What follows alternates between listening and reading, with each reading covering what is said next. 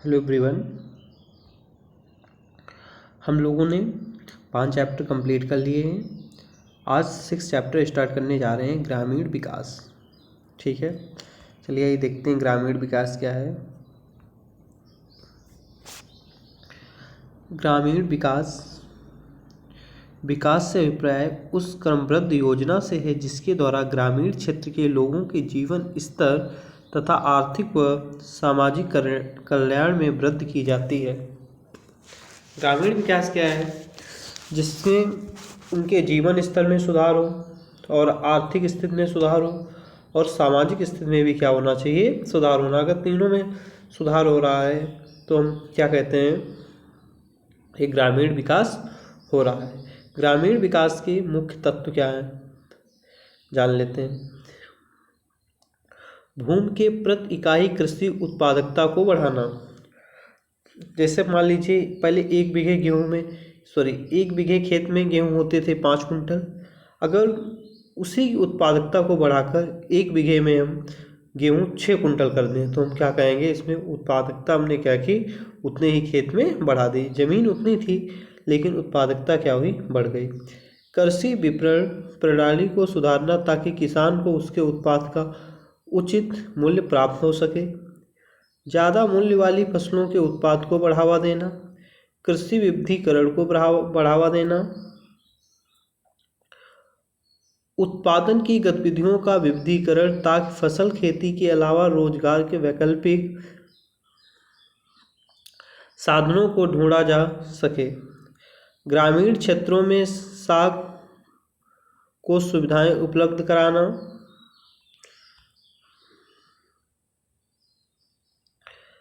ग्रामीण क्षेत्रों में कृषि तथा गैर कृषि रोजगारों द्वारा निर्धनता को कम करना। जैविक खेती को बढ़ावा देना। ग्रामीण क्षेत्रों में शिक्षा तथा स्वास्थ्य सेवाओं का विस्तार करना। भारत में ग्रामीण साख के स्रोत गैर संस्थागत अथवा अनौपचारिक स्रोत, इसमें साहूकार, व्यापारी, कमीशन एजेंट, जमींदार, संबंधी तथा मित्रों को शामिल किया जाता है। संस्थागत अथवा औपचारिक स्रोत सहकारी साख समितियां, state bank of India and अन्य व्यापारिक बैंक, क्षेत्रीय ग्रामीण बैंक।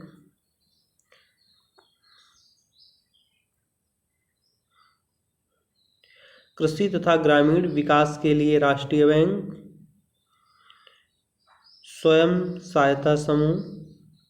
कृषि विपणन क्या है? में उन सभी क्रियाओं को शामिल किया जाता जो फसल के संग्रहण, प्रसंस्करण, वर्गीकरण, पैकिंग, भंडारण, परिवहन तथा बिक्री से संबंधित हैं। कृषि विपणन के दोष: अपर्याप्त भंडार गृह,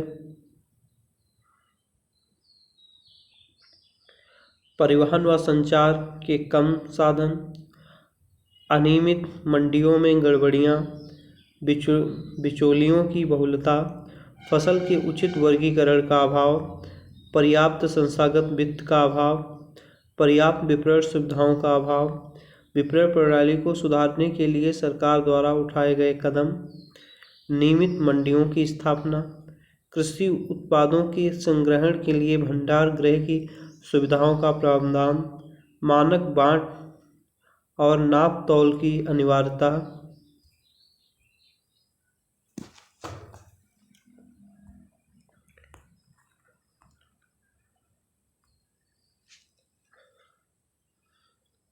रियायती यातायात की व्यवस्था, कृषि व समृद्ध वस्तुओं की श्रेणी विभाजन एवं मानवीकरण की व्यवस्था।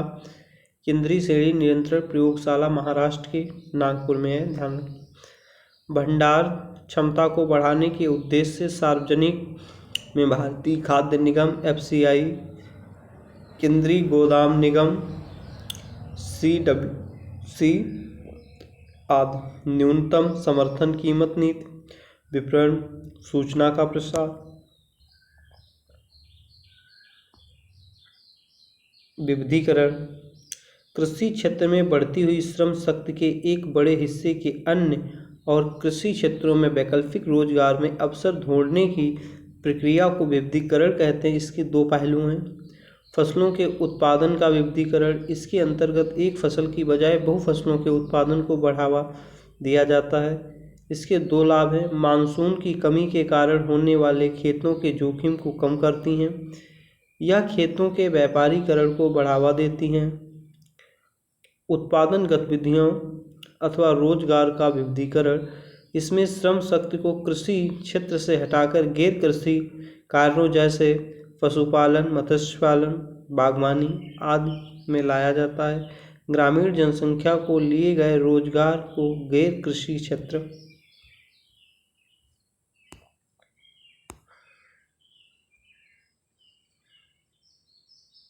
पशुपालन, मछली पालन, मुर्गी पालन, मधुमक्खी पालन, बागवानी,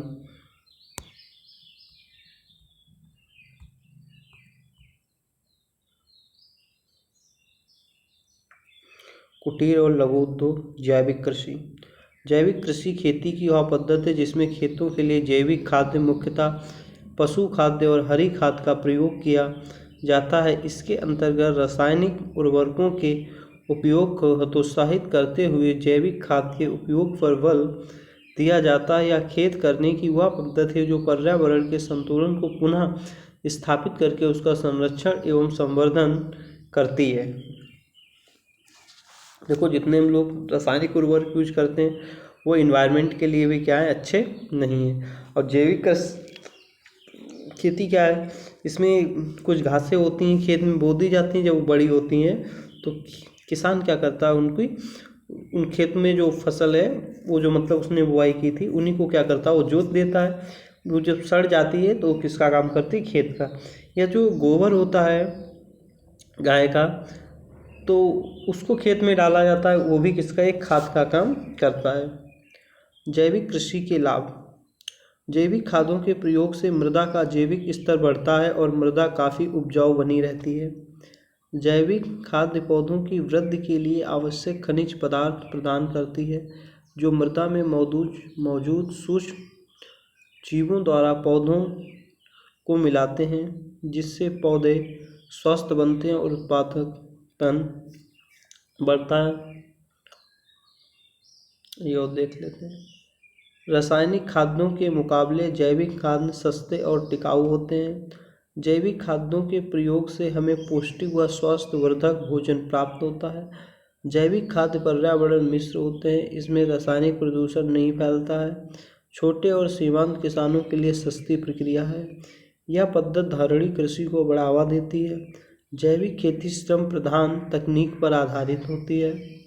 जैसे आपसे सब्जेक्टिव क्वेश्चन पूछे, जैविक कृषि किस पर आधारित है, श्रम प्रधान तकनीक पर आधारित है। ठीक है।